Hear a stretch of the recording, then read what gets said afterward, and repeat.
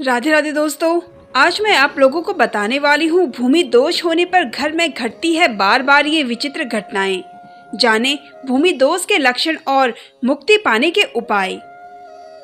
वास्तुशास्त्र के अनुसार कई सालों तक जब भूमि को यूं ही छोड़ दिया जाता है तो उसमें नकारात्मक ऊर्जा भर जाती है। छोड़ी हुई भूमि पर नकारात्मक शक्तियों का बसेरा हो जाता है। ऐसी भूमि को दोष से मुक्त कराए बिना उस पर निवास करने से कई तरह की समस्याएं उत्पन्न हो जाती है। आइए विस्तार से जानते हैं भूमि दोष क्या है और इससे मुक्ति पाने के क्या उपाय है। वास्तुशास्त्र में बहुत सारे वास्तु दोष होते हैं। उन्हीं में से एक होता है भूमि दोष और इस दोष को पहचान पाना भी एक मुश्किल काम होता है, क्योंकि इस दोष की जांच करना इतना आसान नहीं होता है। अक्सर वास्तुशास्त्र विशेषज्ञ ही वास्तु दोष का आकलन करते हैं और वास्तु दोष से छुटकारा पाने के उपाय बताते हैं। अब ऐसे में मन में सवाल उठता है कि आखिर भूमि दोष से छुटकारा पाना क्यों जरूरी है। इसका जवाब है कि आप जिस जगह पर रहते हैं अगर उस पर भूमि दोष है तो आप जीवन में कभी तरक्की नहीं कर सकते। आपके जीवन में कोई ना कोई परेशानी आती रहती है। इन समस्याओं में घर में होने वाली लड़ाई झगड़े दुर्घटना बीमारियां शामिल हैं। आइए विस्तार से जानते हैं भूमि दोष से जुड़ी खास बातें। भूमि की होती है 3 तरह की अवस्थाएं। वास्तुशास्त्र के अनुसार भूमि की 3 तरह की अवस्थाएं होती है: जागृत अवस्था, सुप्त अवस्था और मृत अवस्था। भूमि की इन तीनों अवस्थाओं को आपकी जन्म कुंडली के ग्रहों के अनुसार देखा जाता है कि भूमि की अवस्था किस प्रकार की है।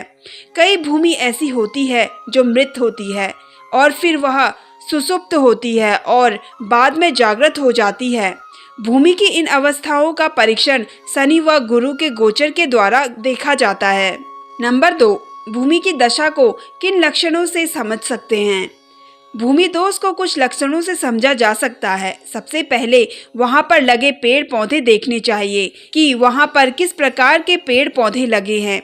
यदि उस भूमि के प्लॉट में कांटे वाले पेड़ या फिर झाड़ियां लगी हुई है तो इस प्रकार की भूमि जागृत अवस्था में नहीं होती है। ऐसी भूमि में निर्माण करने और निर्माण के बाद भी परेशानियों का सामना करना पड़ता है। इसके अलावा कुछ भूमि ऐसे भी होती है कि आपको वहां पर चमक देखने को मिलेगी और वहां पर अपने आप से ऐसे पेड़ पौधे लगे होते हैं जो अच्छे फूल देने वाले होते हैं। ऐसी भूमि सर्वश्रेष्ठ भूमि की श्रेणी में आती है। यह पेड़ पौधे यहाँ की भूमि में अपने आप ही उग जाते हैं। इनको उगाना नहीं पड़ता है क्योंकि यह वहाँ की भूमि का खास गुण होता है। भूमि से जुड़े होते हैं अलग अलग भाव।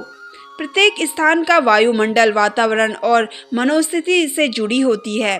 शास्त्रों में क्षेत्र शुद्धि को बहुत महत्वपूर्ण माना गया है। कुछ स्थान जैसे मंदिरों में भक्ति के परमाणु अधिक होते हैं, इसलिए वहां जाने से भक्ति जागृत होती है और मन शांत होता है।